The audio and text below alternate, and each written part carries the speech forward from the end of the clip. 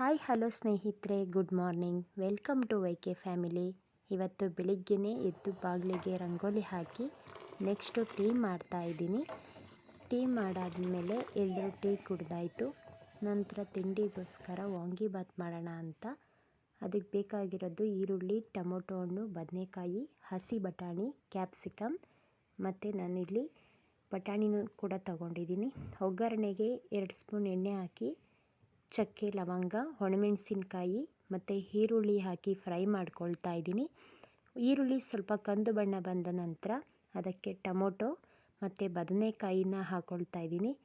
ಬದನೆಕಾಯಿ ನೀಟಾಗಿ ಫ್ರೈ ಆಗಬೇಕು ಅಂದರೆ ಸ್ವಲ್ಪ ಅರಿಶಿನ, 1 ಚಿಟಿಕೆಯಷ್ಟು ಮತ್ತು ಉಪ್ಪನ್ನು ಹಾಕ್ಕೊಳ್ತಾ ಇದ್ದೀನಿ.